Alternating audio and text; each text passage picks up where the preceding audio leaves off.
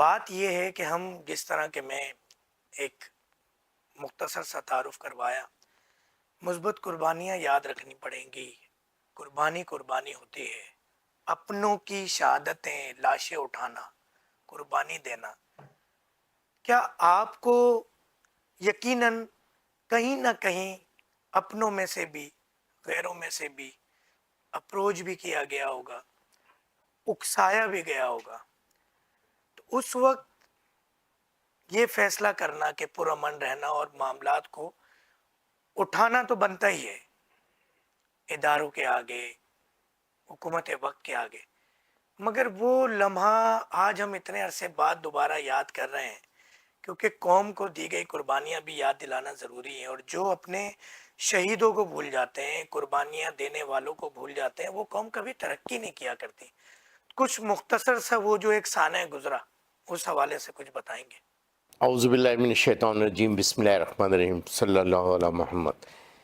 Doctor صاحب، سب سے پہلے تو آپ کی اور آپ کی پوری ٹیم کا K21 کا بہت شکریہ کہ اس نازک گفتگو کے لیے یقیناً، اور اس پاکستان کے جو معاشی اور دہشت گردی کا جو ایک سما ہے جو نظر آتا ہے، بلکہ تقریباً ہم نے جب سے آنکھ کھولی ہے اور جب سوچ سمجھ ہماری آئی تو ہمیں یہ دیکھا کہ ہم یہی سنتے ہوئے آ رہے ہیں کہ 77 ایئرس پاس ہو گئے ہمارے، اور ہم یہ سنتے ہوئے آ رہے ہیں کہ ہم سب ایک نازک دور سے گزر رہے ہیں۔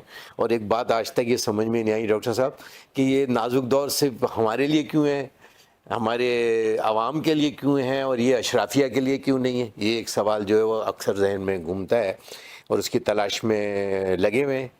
اور تقریباً 33 سال ہو گئے اس تنظیم کی بنیاد کو، جو 27 رمضان 1990 میں رکھی گئی تھی۔ اور قائد محترم محمد سلیم قادری شہید رحمۃ اللہ علیہ جو سب سے پہلے جو بانی بھی تھے، فاؤنڈر بھی تھے، انہوں نے اپنے رفقا کے ساتھ اس کی بنیاد رکھی 1990 میں۔ بار بار اس لیے یاد دلا رہا ہوں تاکہ آپ کے ذہن میں وہ جو واقعات ہیں، وہ تسلسل جو اس کا ہے، تنظیم کے بننے کا مقصد بھی سمجھ میں آ جائے گا۔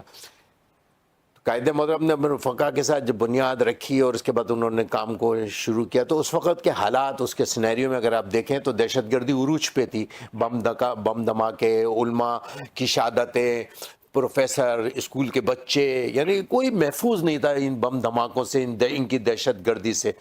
افغان وار اوپر عروج پہ تھی اس وقت، اور اس میں یہ اسلحہ اور اس کو انٹروڈیوس جو یہاں کرایا گیا 80 کی دہائی میں، اور اس کے بعد جو آپ نے دہشت گردی دیکھی، ہم نے وہ وقت دیکھا کہ جب مساجد کے اندر تالے لگے ہوئے ہوتے تھے، ہم نے وہ وقت دیکھا جب مزارات کے اوپر تالے لگے ہوئے تھے، ہم نے وہ دیکھا جب اسکول اور کالجوں کے اندر تالے لگے ہوئے تھے۔ تو اس وقت اس کی یہ بنیاد رکھی گئی تھی قائد محترم اور ان کے رفقا۔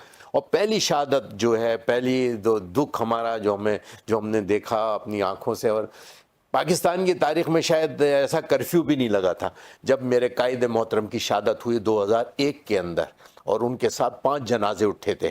وہ 5 جنازے آج بلدیہ کے مسجد کے ساتھ ہمارے وہ دفن ہیں، وہ 5 جنازے میں گن مین بھی تھا، اور ان کے بہنوئی بھی تھے، ایک بھتیجا بھی تھا حافظ قرآن، وہ بھی شہید ہوئے تھے، اور ان کا بیٹا جو اس وقت موجودہ سیٹ اپ کے اندر ہمارے جنرل سیکرٹری بھی ہیں، بلال سلیم قادری، یہ ان کے بیٹے تھے۔ ان کو گولی لگی تھی تو ڈاکٹر نے کہا تھا کہ آپ کی کمزوری کی وجہ سے، کہ 10 سال کی عمر مبارک تھی، تو وہ گولی چھوڑ دی تھی ان کے ادھر۔ وہ آج وہ بھی اپنی آنکھوں سے اپنے وہ 5 جنازے دیکھے ہیں اس گاڑی کے اندر۔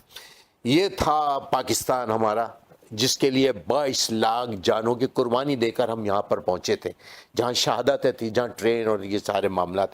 اس کے بعد 2006 آ گیا، 2001 کے بعد پھر ہم نے دوسرا سانحہ ہم نے دیکھا نشتہ پارک کی صورت میں، 63 جنازے ہم نے وہاں سے اٹھائے۔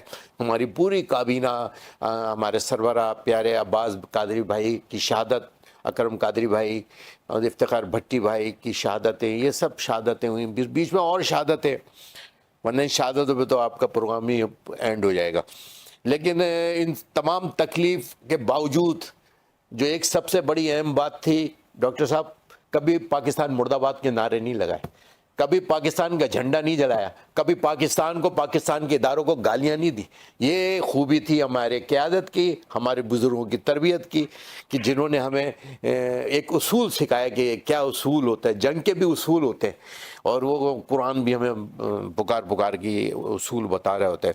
لیکن اس کے بعد آپ نے دیکھا کہ آئے دن کے واقعات نے آج ہم یہاں پر پہنچے ہوئے کہ آج 2025 کے اندر پھر 2006 کے بعد یہ ذمہ داری سنبھالی. اور آپ کو میں ایک اور آپ کی نالج کے لیے, آپ کے تبصر سے قوم کو بھی پتہ ہے, یقیناً ایک دفعہ دہراتا ہوں کہ 2006 میں نے پاک سوزوکی سے ریزائن کیا. 17 سال میں جیپنیز کے ساتھ رہا.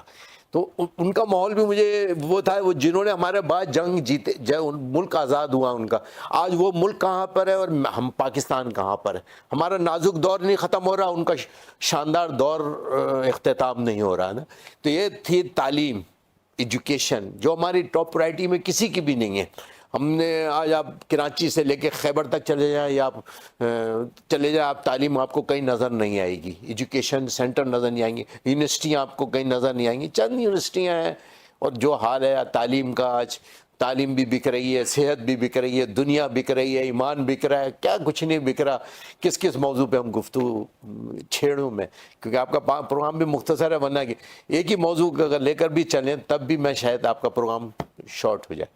بالکل ایسے یہ ایک دکھ ہے.